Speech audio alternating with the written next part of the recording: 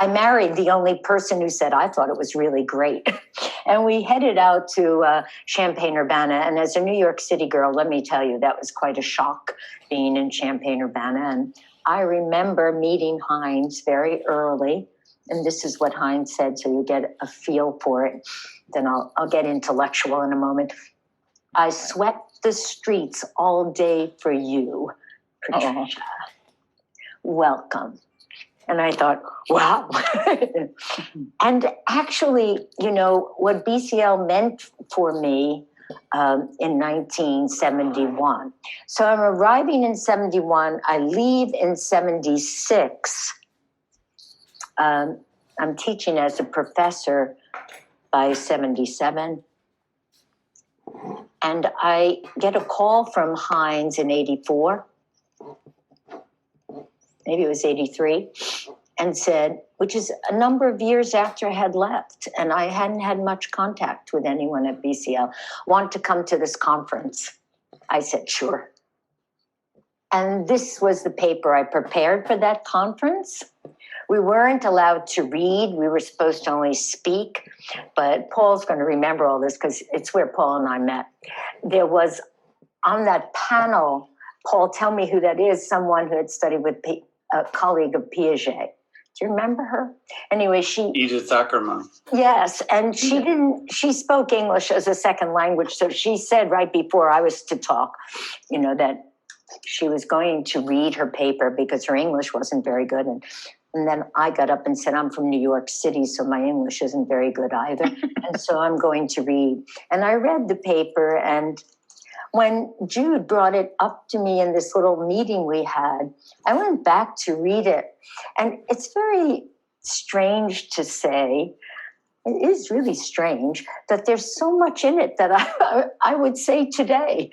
You know, and I don't know if that's some fault of my own that I haven't learned anything since, or there were ideas that were happening at BCL, happening to me as well as to everyone there, that couldn't quite be materialized yet.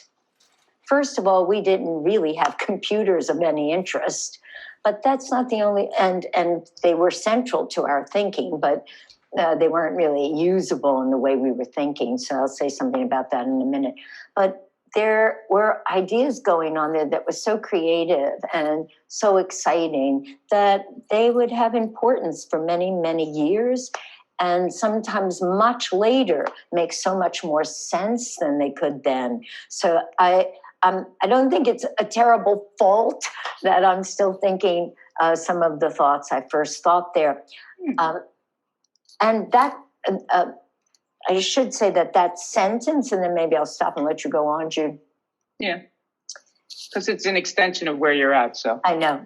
That sentence, I wanted to say one other thing that came up in our little conversation. When I arrived at BCL with Rodney Clough, who was instrumental in the design of the cover of Cybernetics of Cybernetics, and many covers of booklets we produced before that one.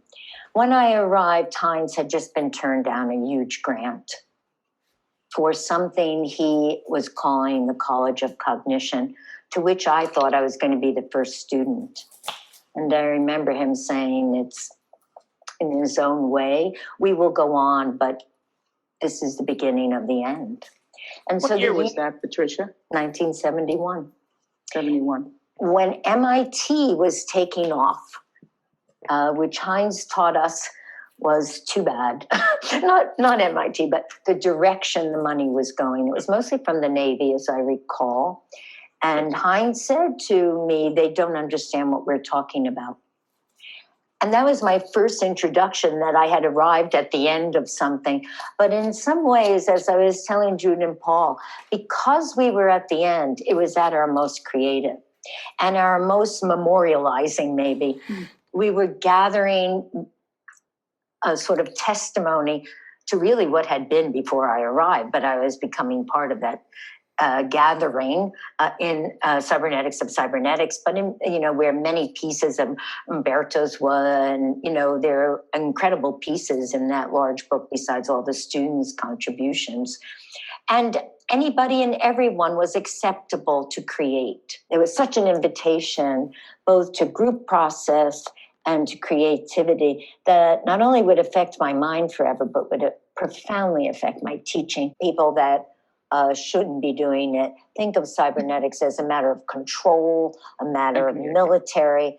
Very difficult to be a pro-cybernetics person in the world of critical theory that got influenced by post-structuralism and then forward. Yeah. But, since the datalogical turn, since algorithms, since what we're looking at now in the environment of the digital, of course, this history is becoming more important, that there were thinkers that, and I've been someone who has spoken to this all the time, that there were thinkers that were thinking differently than people have, what popularly in the academy became cybernetics. The problem was that no one I know picked up Hines and Maturana until much later. Then autopoiesis got picked up and got critiqued in bastardized. But nobody was reading Hines and nobody was reading Gordon, and it's still the case. My paper of Hines, that's my favorite, that he actually handed to me when I was visiting him on, what was the name, Rattlesnake Hill or whatever it was the Cybernetics of Cybernetics.